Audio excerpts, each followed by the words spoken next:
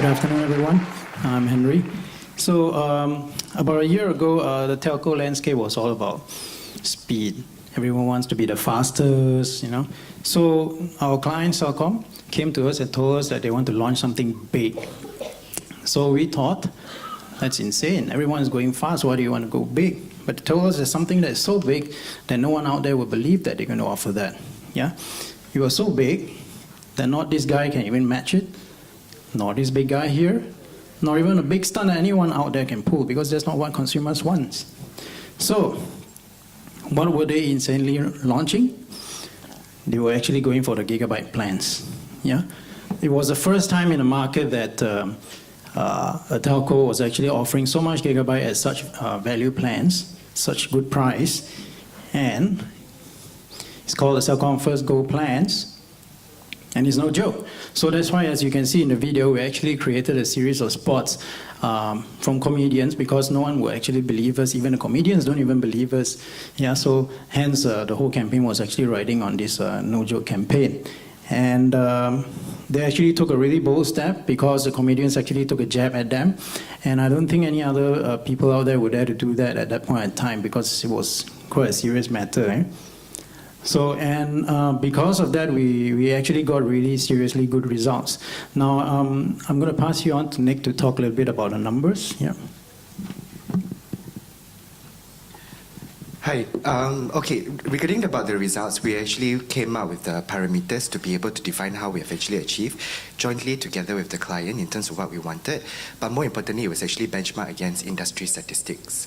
All right, so like Henry explained earlier, the whole premise of the campaign is to go beyond the conventional, which is actually talk about speed.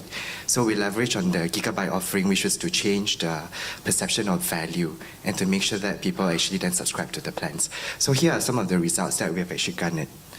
Now, when we came to new subscription, the initial objective that we actually wanted to arrive at was to have at least 100,000 new sign-up. But we managed to actually increase the number of new sign-up beyond the target and within the time frame that was set. And mind you, this, what do you call it, the results that we've actually garnered will happen way long before the Maxis fiasco took place. So some of the data that we have by early April, which is actually 2 months after the launch, we managed to get about 147, achieving the target of about 47.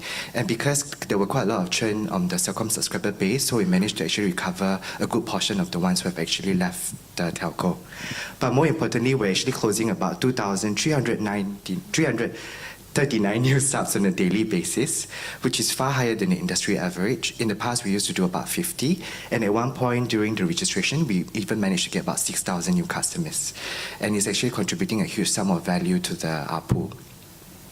All right, when it came to the publicity, I think that we actually managed to get more of engagement online, because traditionally Celcom has been a lot to do with ATL. So we went on a very heavy digital approach. And if you look at the numbers, we've managed to get about 82 positive sentiments, which was actually tracked through the social listening tools across the different platforms. So we'll go into each and every of the platform in detail. For within the first 50 days, for Twitter, we've managed to get about reading 9 times. There were about 23,000 tweets, and more importantly, we actually had a very high unique reach. When it came to Facebook engagement, which was actually benchmarked against the industry average about 3%, what we managed to do was actually to get a higher average than that. So if you look at the videos that we've actually posted on the social media channels with our boost, we managed to get an engagement rate of 24. There were about 1.5 million users, of which we had a very good positive reaction, about 300,000. I think the numbers went beyond just social media. If you look at the other numbers that we had, whether it was to acquire new sub of customers from Chinese segments, the numbers were also looking very well. So we also had about combined views, about 300,000 combined views within 2 months of launch. This was the target that was set benchmark against our previous campaign, where we did Usain Bolt. And what we actually did was that we actually garnered about 200,000 views in a single day. And then when it came to the other views, which is in total, there were about 850,000 views for all the videos that we've actually released with the comedians. And the Chinese base, which was actually one of the key target segments that we were actually after, we had a Chinese-centric vernacular campaign that was launched based on the insight that we've actually discovered. And if you look at the numbers that we have, the average rate which Celcom previously used to have was about 19%. So we managed to increase that to about 27, which is higher than the national population of Chinese in Malaysia on an average basis.